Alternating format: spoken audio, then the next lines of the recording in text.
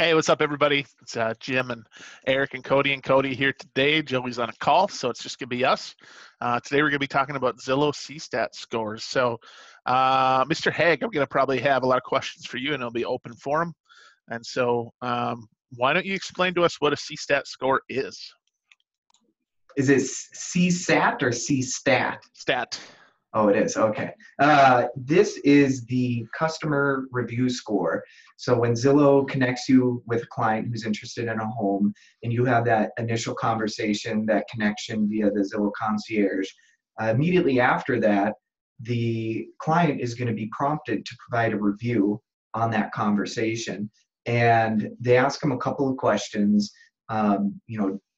Basically, did you get helped out? How would you rate your service? Do you plan on working with this person? I think, do you plan on working with them is one of the first questions. And then if they say yes, then they do the follow-up questions. But it's basically like, hey, if you just took an Uber back from the airport, you're immediately prompted to provide a review of that Uber. And you're either going to give them a 5-star, or if it was a really crappy, scary, life-threatening ride, maybe a 1 or a 2-star. And that is what Zillow has rolled out, and I'm sure everybody is aware, but once your brokerage's CSAT score is above 90%, then you're going to be looking at getting that Best of Zillow badge, which will feature you at the top of the page when someone's looking for agents in the area, and it can be massively beneficial for you.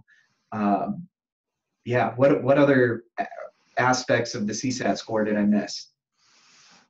I think let's talk about, with our process, what we didn't really realize a lot in the beginning, which was how do we actually boost that thing up? I think that's what everybody wants to know, is everybody wants that Best of Zillow badge and the benefits that come with that. So what were some things that you did right away? Because you have our highest score on the team. So what are you doing that's a little bit different than most people that are just answering a phone? Whatever I need to do to help them out. And when we were at the Zillow conference in Vegas, we did the Zappos tour, which I thought was very fascinating, really neat company there. But they brag about who had the longest phone conversation. And it's kind of like it's a cultural thing there, where they have the power to do whatever they need to in order to make sure that customer is satisfied. There was the story of the guy who he got the wrong size shoes, and he was at a wedding in Las Vegas, and the employee just left, went to like a shoe store, bought it, and hand delivered it to that guy so he could have those shoes for the wedding. I mean, that's outstanding customer service. Cody took that approach, Cody Meyer, by a guy called in through Zillow, and he was going to a showing on a house that wasn't listed by us, and it was with an agent from another brokerage. And Cody walked him, basically gave him turn-by-turn directions like a GPS right to that showing. And that's just kind of the mentality. But I definitely I'm not pressuring people into going to a showing. And I've heard that that's still a common practice of, well, we need to get you in this house today because it's going to sell. And I'm not striving to be the agent that opens the door for that house. I want to be the agent that makes them feel comfortable as they go through this emotional, massive financial decision. Jim, you're muted. Yep, I just realized that when the Zoom popped up. So yeah, Cody, let's talk about that mental roadblock that a lot of agents put up. So you're taking this call. They say, hey, I'm supposed to be over at this meeting. Oh, hey, Cody, I'm meeting you for a showing. How do you mentally check out? Because even while you're doing it, how do you keep things front of mind to realize what's the big picture here instead of just go ahead? No, I think that for me, like that showing call was a great example. It was super frustrating because first and foremost, he didn't know where he was. The same guy, was consistently moving through the whole call, which was really, really frustrating. And also he was trying to talk and drive. He didn't have a headset, so he had his phone up to his ear. It was sometimes sliding off. You couldn't hear him. You could hear him. I think one of the biggest approaches that I try to take is, at the end of the day, whether they're going to be a client or not, I want them to be a cheerleader for our brokerage. message. You know, I want them to be an ambassador, and I found that that pays a lot of dividends down the road. Maybe not immediately, but the more you put that out there, and the more that you know, service people and, you know, give them what they need in the moment, beyond just our, you know, day-to-day of, you know, booking appointments and things like that, people become cheerleaders and they come back. You know, I found I had a couple that was moving in from far out of town, and it was a Zillow rental lead. Now, for us, we don't directly handle rentals, but it was a Zillow rental lead. They were moving in from out of town, moving in from out of state, several states over, coming from the East Coast, and moving for a job. They were basically in Fargo for a weekend. Didn't know where to start. They had booked some, you know, showings for different apartments and homes they were going to rent for the short term. It was this really big, confusing mess because people weren't calling them back. They weren't getting the response that they needed. They were panicking because they basically had to get their whole life boots on ground in order in Fargo over this weekend before they moved back. And it was going to be a very, very quick transition. And what they thought mentally was going to be a very easy process because of that really wasn't.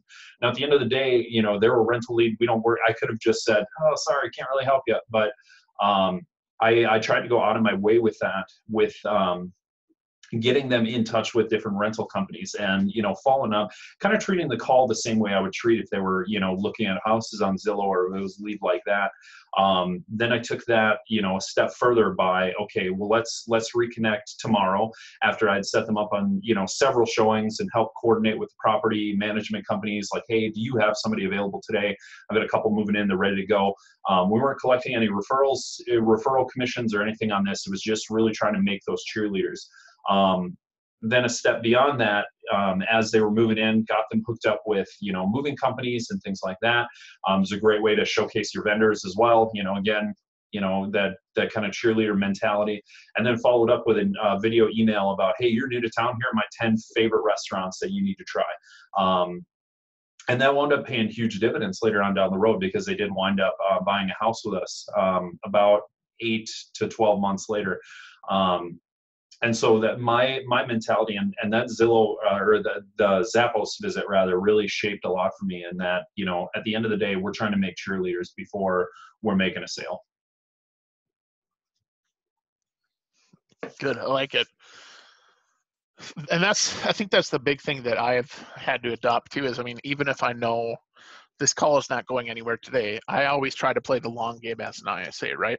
And while you guys' behavior is doing this, you're playing the long game. You're playing the game of, I'm going to take great care of them so they don't think about anyone else when they do want to make that purchase, whether it's a month from now, 3 weeks from now, or a year from now. And so as long as you're doing it, you might as well do it well and take great care of that customer.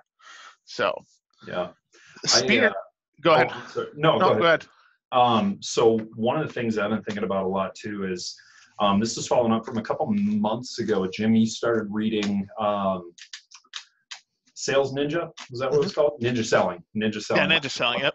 And so a really great concept that comes out, it's a very valuable concept, is, you know, we tend to look at things as, you know, income per minute, you know, or income per hour, and really breaking it down. And if I'm spending, you know, this time working on something that's not going to come in, you know, turn into direct income very soon, you know, it's very, very easy to run into that roadblock. And I think that's unfortunately, especially when it comes to, you know, a lot of these Zillow leads who are coming in, you know, you kind of have to change that paradigm. And it's not an easy one to get past. I mean, I'm guilty of it. Sometimes you get a lead that, you know, has no idea what's going on, and they're trying to figure out, you know, where they're at, and it might not be immediate, but, you know, in the interest of, you know, helping them and giving them the best experience, you have to connect them and you have to work with them and get them to where they need to be. So. I like that. Hey, Spears, with all your background, have you ever ran across things that help feedback scores or help consumer scores? I guess just in terms of connecting with people, building rapport, which, you know, of course, when you're talking about building a relationship, that's part of that feedback score. In that case, some of the stuff that I know we've talked about in previous videos, you know, we've got summarizing so they know they're being heard. That kind of emotional reflection, that sucks, or how are you doing? A lot of those things can be huge in building the relationship that prompts them to actually give feedback. Because a lot of people, as soon as someone tells me, hey, please stand by for a quick survey, I'm probably gone if the call meant nothing to me. Right. Okay, makes sense. So let's kind of wrap this up. Hag, if you had to give one, I'm going to ask each of you guys one, we'll say, piece of information or one tip for CSTAT scores, what would it be? Well, one little practice, every time I get off the phone with someone, even if they were working with an agent, or if they were looking for a rental, I just shoot them a quick text from my cell phone. Hey, thanks for chatting. Let me know if you have any additional questions. Eric Haig with Hatch Realty.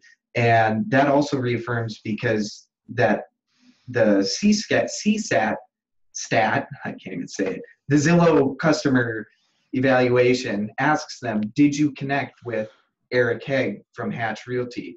And by sending that, it reconfirms, oh yeah, that's who that was that I was talking to. I did connect with him. He was able to help me. But no, I'm not going to work with them because I already have an agent, or whatever is the situation there. So that's one little thing, but then also just general strategic overview. Always ask them why. Why are they looking at the home they're looking at? Why are they looking at homes in the first place? Just dig deeper and find out what's motivating them to send in a request through Zillow. Okay. What about you, Cody? Yeah, I think building on that, I think Eric really gave a great point there, in that there's always something that we can do.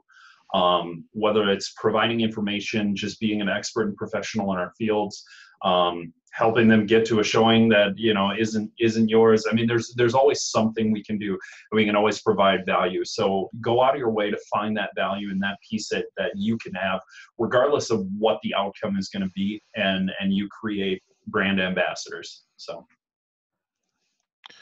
I like that. And I would say my piece of advice is the follow-up piece on it. Even if it's a rental lead, calling them back in a week and just seeing how that was, or like with your showing, hey, how'd the showing go, and just really adopting that piece that we learned from April about what she does and how they pick up a bunch of clients that way. So yeah, in closing, text them right after so they know, hey, I talked to Eric at Hatch Realty. It reaffirms that they need that answer, that survey. I would actually just ask in that text, hey, can you fill out that survey? You're going to be getting one from Zillow, and just do that reminder. The value piece is, I think, a huge one, especially with anything with an ISA. Always be providing value. It's the only way to really survive in this role. You can ask a million people for business, but if you're not providing value, none of them are going to show up. So hopefully that helps. And if you guys have any other questions, let us know. We'll be continuing on with the series and providing a bunch more value on Zillow. So let us know if you want to see anything, comment below, and we'll see you next time.